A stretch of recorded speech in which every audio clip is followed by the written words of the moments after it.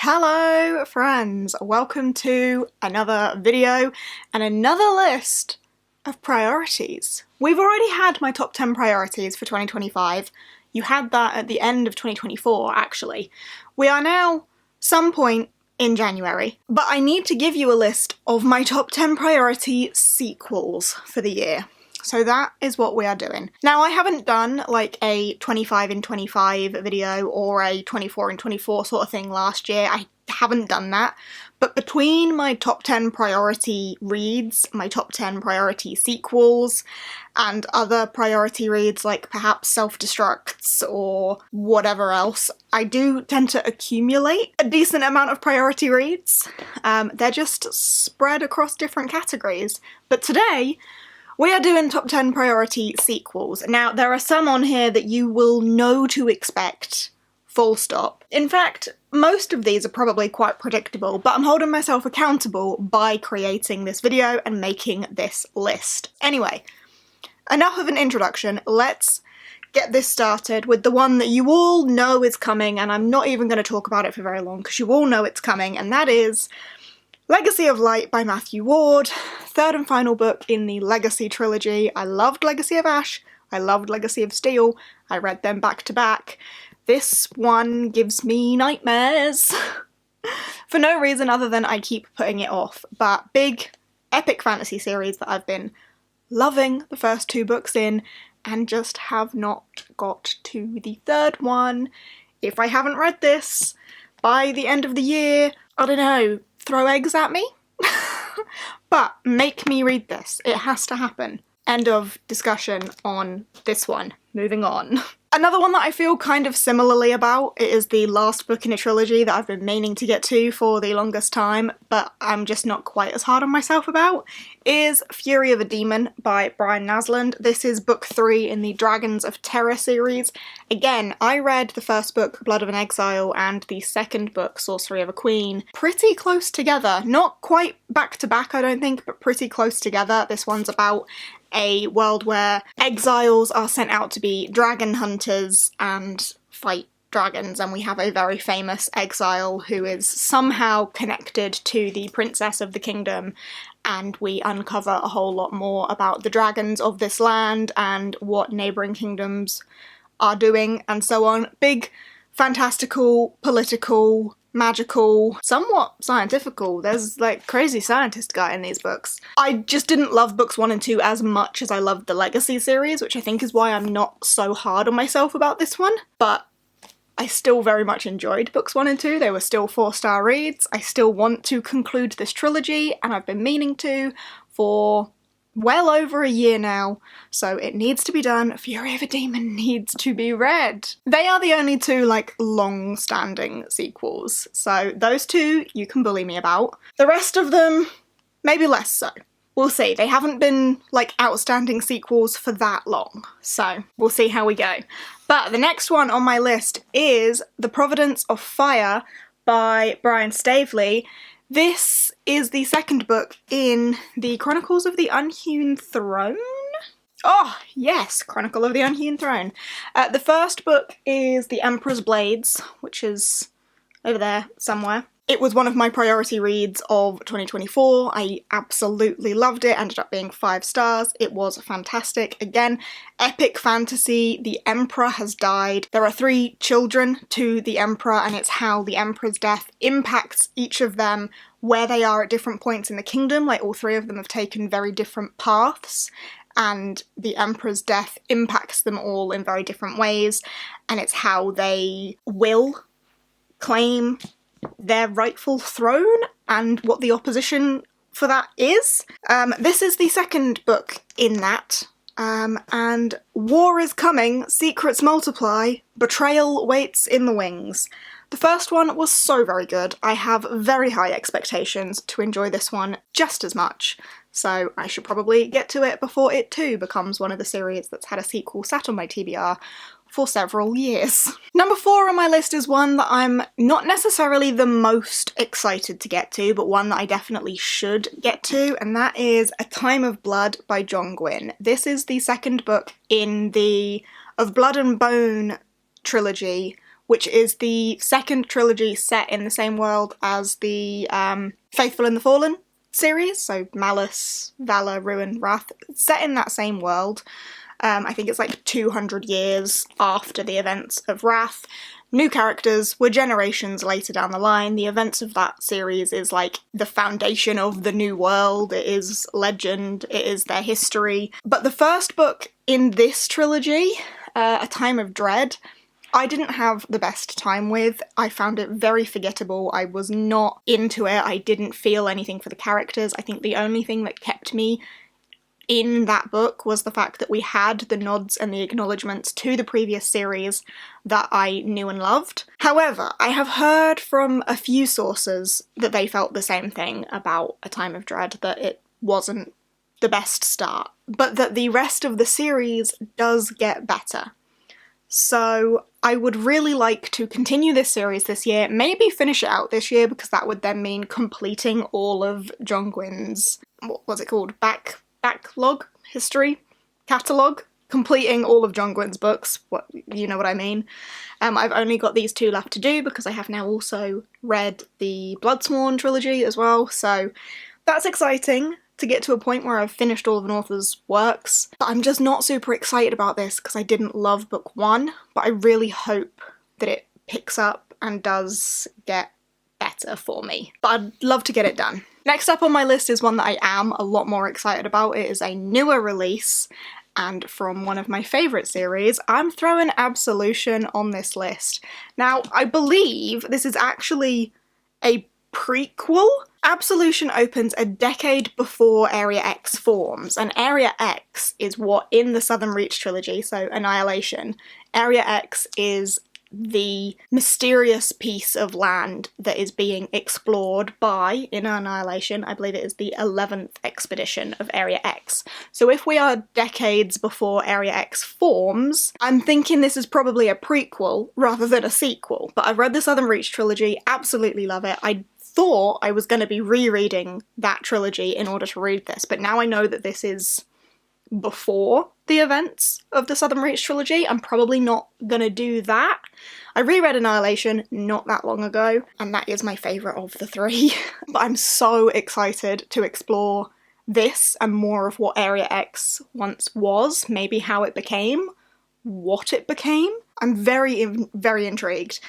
Jeff Vandermeer is kind of the king of post-apocalyptic, weird landscapes. He does the weird very, very well. It's like a kind of eco-sci-fi thriller, very ambiguous. You don't quite get answers to what things are or how they came to be, and you kind of are putting this really weird and sometimes very grim picture together of his worlds, and he does that so well. I do, for the most part, really enjoy Jeff Vandermeer's writing. It is something that does kind of get under your skin and you do feel very involved in. However, I have recently read Dead Astronauts, spoiler alert, for my January wrap-up. If you've seen my January TBR, you will know that Dead Astronauts was on there. I have read that. It was my first read of the year. Not my favourite Jeff Vandermeer, didn't love it.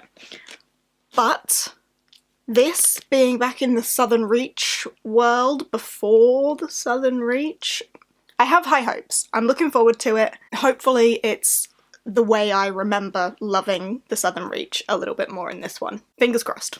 Another one I'm putting on my list is Somewhere Beyond the Sea by TJ Klune. This is the sequel to The House in the Cerulean Sea, which I read probably about 5 or 6 years ago. That sounds about right. I read it a really long time ago, and I liked it. I didn't love it, but I did like it. But the fact that I read it so long ago and I can still remember a fair bit about it. It's about Linus Baker, who lives a very boring life. He's a bit of a square, and he goes to inspect an orphanage for special magical children. And he forms a real connection with these kids. One of them, Lucy, is the child of the devil, and he's a bit risky, a bit dangerous, and we've got one of the kids is a gnome, one of them's like a slime blob thing. And Linus forms a relationship with these kids, and whilst he's supposed to be inspecting the orphanage to see if it's like fit for purpose, he grows a relationship and grows closer to the owner of said orphanage, and that could be where we end up in this one. Somewhere beyond the sea, we are back at the house from the Cerulean Sea, and this one I think follows more of the love story: 1 magical family, 2 dedicated guardians, 6 dangerously gifted children. So we're following on from the events of House in the Cerulean Sea, I do believe, and exploring more of, what's his name, Parnassus, following more of Parnassus's perspective, who is the owner of the orphanage. Maybe we're going to get more of his history as well. I could probably do with a reread of House in the Cerulean Sea, but I probably won't do it, but I might. But this is probably going to be cozy, heartwarming, fantastical, exactly as House in the Cerulean Sea was, and I'm really excited to get to it, so popping it on the list. I am loving myself some cozy fantasy recently, so I think this is gonna scratch an itch.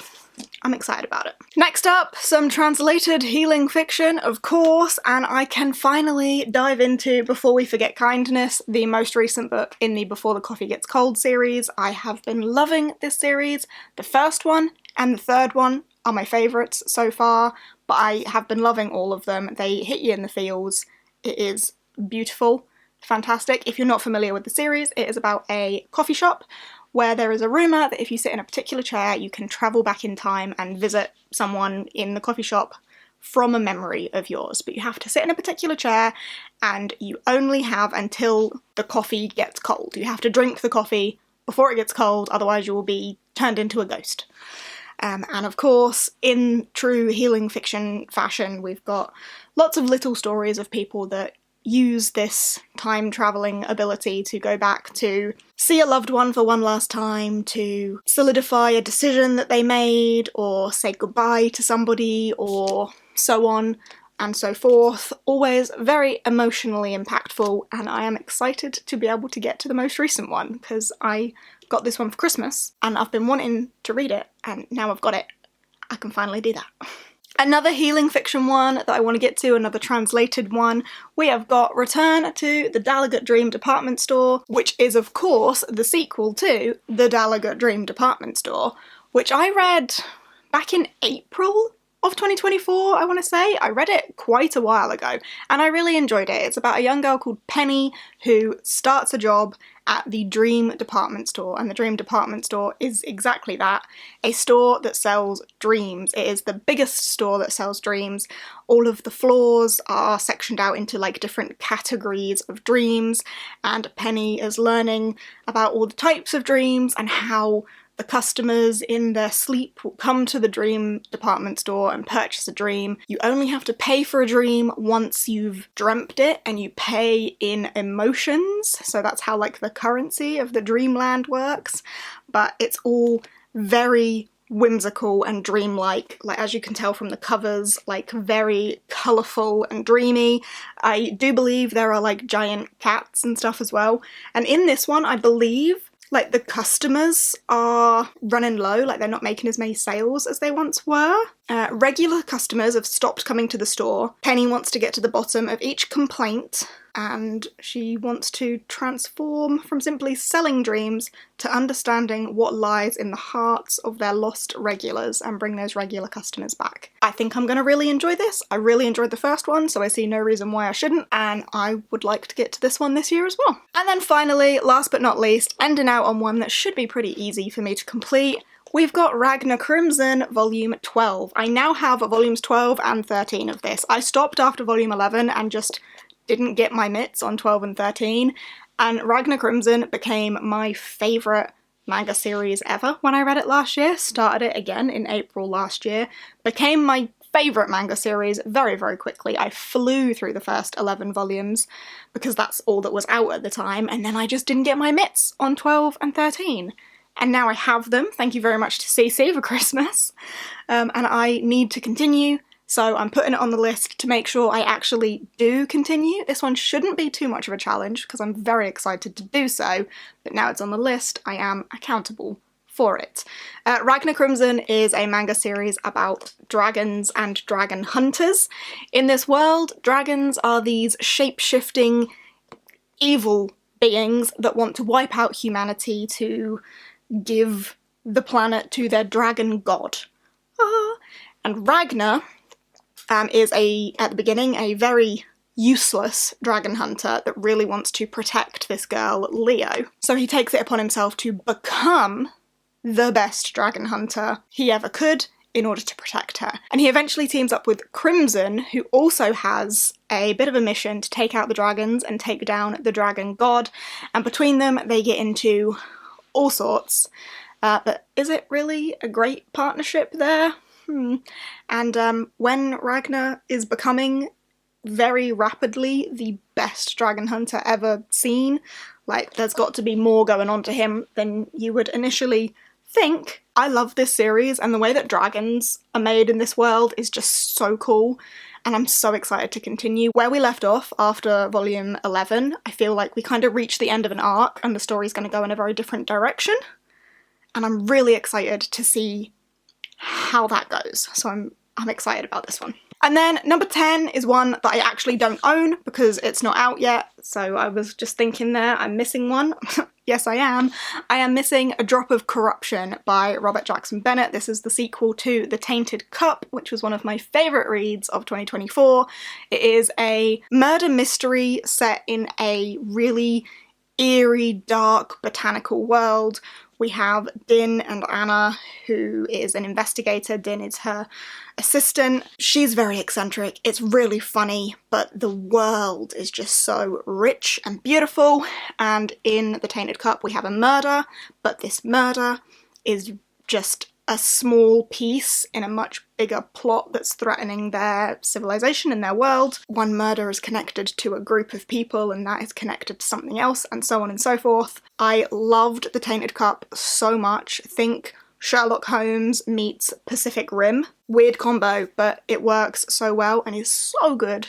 Easy 5 stars on my best books of the year list. And A Drop of Corruption is the sequel to that, so I desperately want to read that when I get my hands on it, and it comes out at some point this year. I cannot remember the date off the top of my head, but at some point this year. So that is the final book on my list. Okay, there we have it. There is my top 10 priority sequel list. Hold me accountable to these, especially Legacy of Light. I can hear the comments coming in now. Read Legacy of Light. Have you read Legacy of Light yet? I can hear them. I can hear them. But I'm really excited about most of these. Not so much A Time of Blood, but I'll get there. But yeah, hopefully I can manage to get through all of these. Let me know down below a sequel that you have been procrastinating on for the longest time and you desperately need to get to. What is your equivalent of Legacy of Light for me? Make me feel a little bit better about myself. Please, let me know down below. But otherwise, thanks for hanging out with me for a little bit today. I hope you have enjoyed me rambling about these books. Please hold me accountable. And I will see you in whatever comes next. Bye!